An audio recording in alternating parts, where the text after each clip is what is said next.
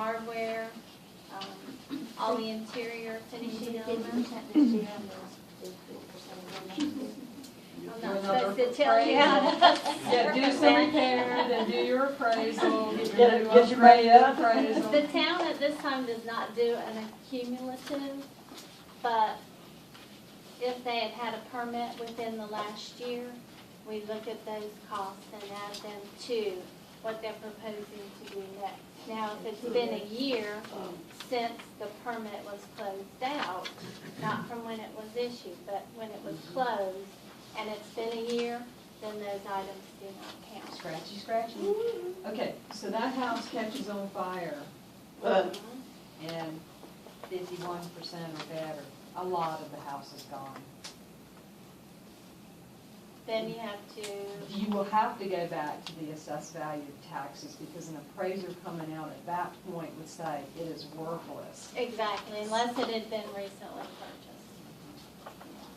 So, And the recently purchased is if they had an appraiser go out and that point, so, okay. Yeah. how recent? We'll work with 2 to 3 years, sometimes 5. Wow. I mean, Tax value changes every 4 years, why not? So that little house on East Beach, that looks like a bedroom with a stairway coming down from it. With the air conditioning. Spoiled victories. that one is the one that's raised The really raised high. Raised up one. Yeah, the raised up one. Was that 50% that was left and that's all they could have? Yeah. Probably at that Yeah. point. Yeah. And they raised it, which was good. It took it out of the flood, but I don't even think they built much of a deck on it. I think they were only allowed the 6-foot deck like everybody else after Floyd hit. Seems like Kama came in and told everybody, the only thing you can put deck-wise on the back of your house is a 6-foot cantilever deck. So that's why you see so many 6-foot cantilever decks. So they are letting us cantilever again. Hmm? They are letting us cantilever. No, No, that was that back was when, they stopped After doing that. Floyd, yeah. 5 years ago. That's why you see so many of them. That are falling. Yeah. Okay, so you have a massive storm come in, and it takes out 20, 25 of our cottages. It does damage more than 51%. How does the town stand if you have such an incredible storm? It's taking out so many of our homes.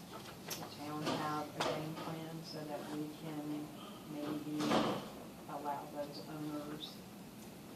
If it's over 51%, they're going to have to have them taken out, destroyed. Whose expense? It's at the owner's expense. Is there any way possible that there may be a way that if you had enough people come in to ask the town to put in place a game plan too, in case something like that happens? Because isn't that a loss for everyone, not only the homeowners, but the town and revenue? It is, and the town's still reeling from Floyd. Right. Because we lost so many homes. Right. But we have to adhere to the state and federal regulations. So it's not only CAMA, but FEMA would come in also. And FEMA would, nobody would allow us a small window of opportunity for those owners to get in You collectively. really have to fight your case and prove that it is not more than 50% of the value of that structure. So it would almost benefit the owners of these older houses that have such a small little price tag put on the value of their homes right now. It would benefit them to almost spend the $300 to get a current appraisal Sure it would. right now and put it away in a file. Right. Yeah. Right. So that's a good insurance policy. Yeah, it's good advice. It would be. You keep saying FEMA and CAMA. Tell them how FEMA affects this house instead of CAMA now. Okay, well, FEMA would say that there's nothing about it not conforming, and they would allow it to, same thing, repair and, work on it. They'd even allow them to do a lateral addition to the house as long as it wasn't substantial improvement, more than 50%. But if it exceeds 50%, the only thing FEMA wants you to do is raise it up and meet your flood regulations, which would be flood plus 1 foot. then that would be conforming. But CAMA is more restricted in the sense than FEMA.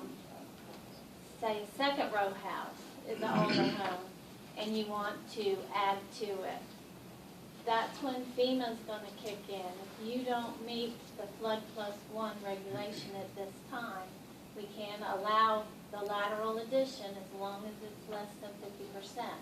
You cannot add a second story if it's less than 50%.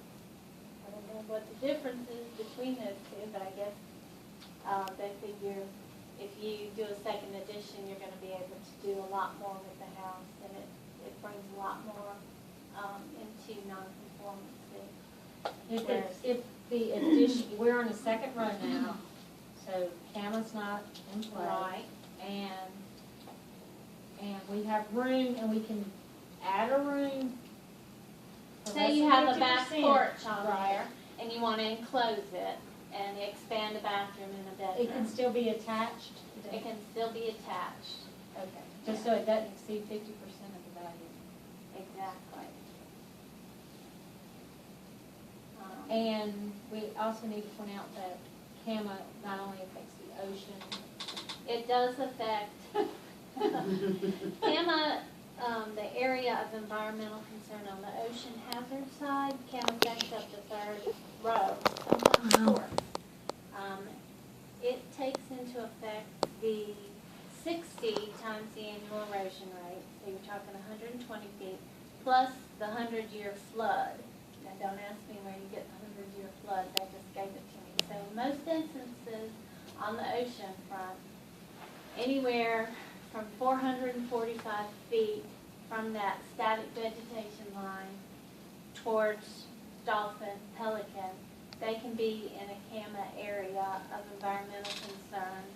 And they're mostly homes that are in V zones. There are some in the AE zone, but if you're outside that 445 feet, but the property is still in a V zone, it still requires CAMA permit because it's what they call a high hazard exemption permit.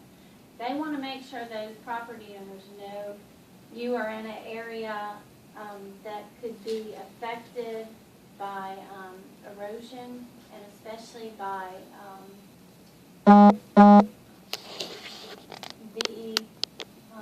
which is rising water plus wave action.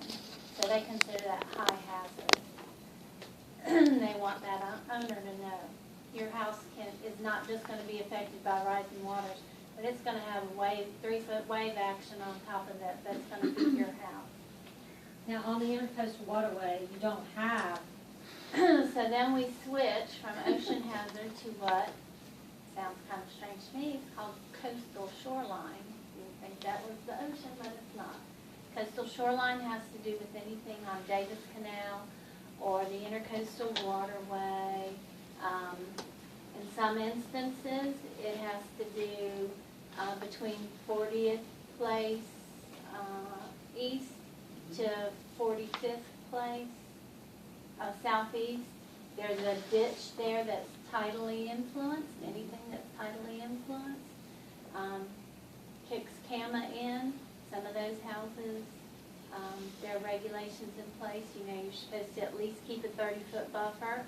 The lots are only 55 foot wide, but they have a exception rule that if you can't meet that 30-foot buffer, you have to meet 2 times the shortest distance on the lot. So in most instances, it comes up to about 11 feet that they have to maintain buffer on that tidally influenced ditch, and they're limited to 1,200 square foot footprint. This may be a silly question.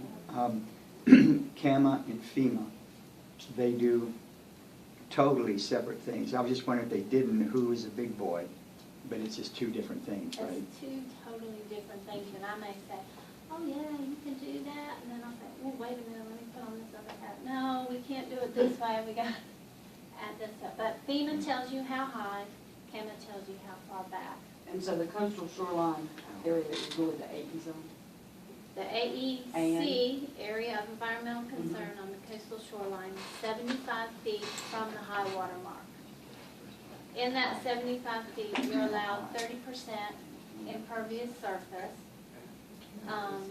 but you have to maintain in that 75 feet a 30-foot buffer, and that's so that the stormwater, the runoff from the house can be absorbed into the ground before going into the creeks, waterway, things of that nature. The only thing allowed in the 30-foot buffer is 200 square feet of open decking, and of course your access, water access, I think it's the maximum 6 foot wide. So on the intercoastal waterway, is that 30 feet from the center of the waterway? It's from the shoreline, from where the high water mark is. And they do take into account wind-driven tides, things of that nature, so, and extreme high tides. They go with basic tide, where the normal high water is. So those lots like around 9th Street in that area where it's really high, how does it measure there? They still just come up perpendicular and measure 75 feet. And another thing that you have with intercoastal waterway, a lot of people don't realize, is that there's a dredging. Oh yes, between what is it, 60? And they might not be able to put their pier back as long as it is now on the Yeah. intercoastal waterway. You need to know that because there is a Army Corps of engineers has a right of way through there. Yes. So Through where? through the intercoastal waterway. It Yeah. is a certain depth. So How do you determine it? it's Which on. area? I have a website, but like if this is your dock and it's out of the intercoastal waterway, their right of way might be right there. So if this dock washes away, they might only need to go. Am I saying that right? Yes. Is there a If it particular washes area there- of concern more with this? It was more down on the west end where it starts to curve a little bit. They changed the intercoastal waterway setback with the Army Corps of Engineers. I want to say back in 2010. It's been recent because Yeah. it came up with the house I sold. That's how I know about it.